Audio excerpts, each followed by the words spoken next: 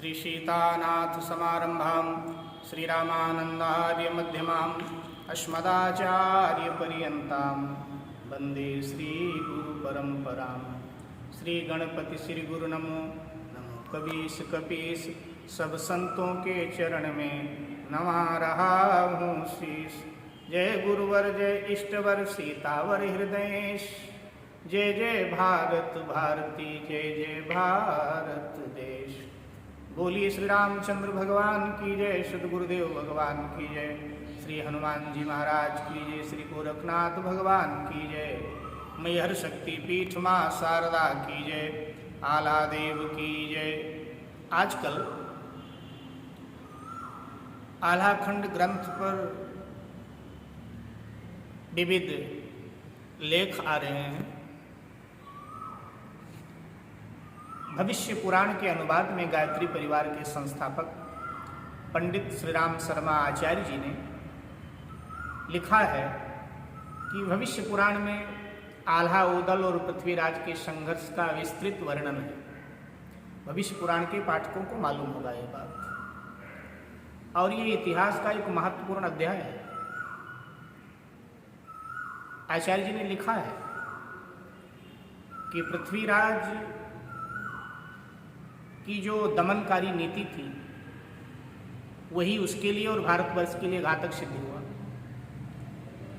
छोटे छोटे जो राज्य थे उनको दबाना, उन राजाओं पर अनाचार करना, ये उसका स्वभाव बन गया था। अब बुंदेलखंड के महाराज परमार जो चंदेल वंशीय शासक थे, जिनके सेनापति आल्हा उदल थे, उनके बेटे ब्रह्मानंद को पृथ्वीराज चौहान की बेटी बेला ब्याही गई थी।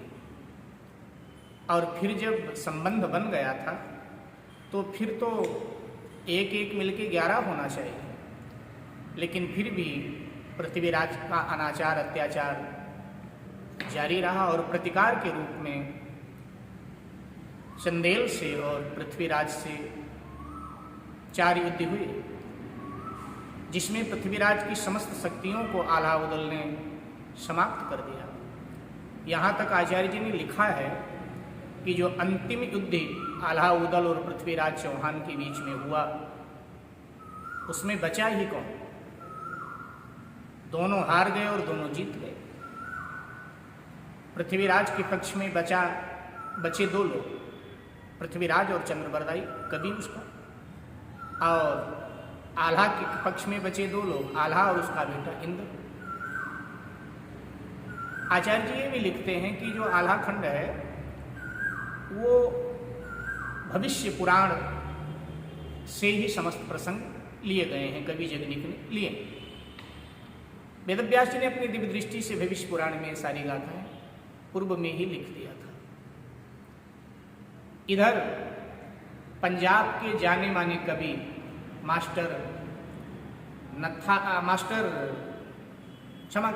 पंजाब के जाने माने कवि सरदार यशवंत सिंह, उन्होंने अनेकों ग्रंथ लिखे हैं। उनमें से उनका एक ग्रंथ है पृथ्वीराज। उसमें वो लिखते हैं कि हमारे पंजाब में और हरियाणा में आल्हाखंड गाया जाता था। उसके गाने वाले बड़े जोश से आल्हा उदल की वीर गाथा गाते थे। अच्छा, वो कभी चारपाई पर बैठकर नहीं गाया जाता था, क्योंकि गाते गाते गाने वाले में इतना जोश आ जाता था कि वो कई बार उछलता था तो चारपाई के चारों चूल्हे टूट जाते थे। इसलिए सरदार यशवंत सिंह जी लिखते हैं कि या तो वो जमीन पर बैठकर गाया जाता था या तखत पर बैठ कर के गाया जाता था। और गाते गाते कई बार गायक को इतना जोश आ जाता था कि अपना मुक्का वो मारता था तखत पर तो तखत भी फट जाता था और उसका हाथ भी फूट जाता था जहाँ तहाँ से, और उसमें से खून बहने लगता था। सरदार यशवंत सिंह जी लिखते हैं कि हमारे पंजाब में और हरियाणा में एक कहावत प्रचलित थी कि आल्हा उदल का गाके साका, पृथ्वी ने अगर लहू न चाखा तो धिक गाना दिख गाने वाला, खाट खटोला तोड़ न डाला तो धिक गाना दिख गाने वाला। आल्हा उदल का गाकर साका, पृथ्वी ने अगर लहू न चाखा, खाट खटोला तोड़ न डाला तो धिक गाना दिख गाने वाला। तो फिर वो आगे बड़े दुख के साथ लिखते हैं कि उसकी जगह अब नचकइयों ने ले लिया है, भाड़ों ने ले लिया है। कुछ दिन पूर्व भिवानी में राम कथा कुंज है एक जगह, तो राम कथा कुंज में हांसी गेट पे पड़ता है, हमारी शिव महापुराण की कथा चल रही थी। तो वहाँ एक भीमसेन गुप्ता जी हैं, वैसे उनको प्यार से लोग ताऊ जी पुकारते हैं। तो एक दिन वो मेरे कक्ष में मिलने के लिए आए, तो ये पंक्ति उन्होंने बोला जो मुझे आज तक याद है कि चैत में गौना नाही कराओ चाहे तजो ब्याहता नारी, और चैत में गौना भयो बेला की बाजी तहाँ विषम तरवारी। तो मैंने उनसे पूछ लिया, मैंने कहा ये पंक्तियाँ कहाँ से हैं, गा रहे हैं आप? बोले आल्हा खंड की हैं। तो मैंने कहा आपने पढ़ा है आल्हा खंड? बोले नहीं मैंने पढ़ा नहीं, मैंने सुना है। कभी हमारे हरियाणा में आल्हा खंड का बड़ा प्रचार था, आल्हा उदल की वीर गाथा खूब गाई जाती थी, लेकिन अब न जाने वो श्रोता कहाँ चले गए और न जाने वो गायक कहाँ चले गए, अर्थात वो समय के प्रवाह में मानो बह गया। इधर मैहर की शारदा पीठ में जैसे नवरात्रि में दुर्गा सप्तशती आदि का पाठ होता है देवी मंदिरों में, तो वहाँ उसके साथ में आल्हा ग्रंथ का भी पाठ होता है। जगनिक कवि ने इसकी रचना किया। ब्रिटिश हुकूमतों में तो जब जब ब्रिटिश फौजें भागने लगती थीं तो ब्रिटिश सरकार आल्हा गायकों को बुलाकर और वहाँ आल्हा गान करवाते थे, ऐसा भी लेख मिलता है। अभी 2012 में प्रमोद कपूर ने आल्हा उदल की गाथा पर एक सीरियल बनाया, दूरदर्शन पर उसका प्रसारण हुआ था। मैंने सभी पार्ट तो नहीं, कुछ पार्ट मैंने देखे हैं। सीरियल का नाम है सबसे बड़े लड़ैया। तो उसमें जो है उन्होंने उसको प्रदर्शित किया है, आल्हा उदल की गाथा को गाया है। आल्हा खंड एक राजनीतिक पहलू पर भी प्रभाव डालता है। और साकेतवासी पूज्य पंडित राधेश्याम कथावाचक जी लिखते हैं कि आल्हा खंड स्वयं पढ़ना चाहिए, अपने बालकों को पढ़ाना चाहिए। आल्हा ग्रंथ में भारतवर्ष के उस समय का चित्रण मौजूद है जब आपसी फूट और विरोध के कारण मुट्ठी भर विदेशियों ने आकर दिल्ली में हिंदू सम्राट पृथ्वीराज चौहान को हराया और राज सिंहासन पर कब्जा कर बैठे। भारत के पतन और पराधीन होने का दुखदायी वर्णन ऐसी जीती जागती भाषा में कवि जगनिक ने प्रस्तुत किया है कि हजारों वर्ष पहले का जमाना आंखों में फिरने लगता है। सिर्फ इतना ही नहीं, यह ग्रंथ राजनीति के एक जबरदस्त पहलू पर भी रोशनी डालता है। तो इस ग्रंथ को लिखते हैं कि सबको पढ़ना चाहिए। बड़ा अद्भुत ग्रंथ है, उसमें कूट कूट करके वीरता भरी है और भारतीय संस्कृति संस्कार का भी उसमें जहाँ तहाँ वर्णन मिलता है।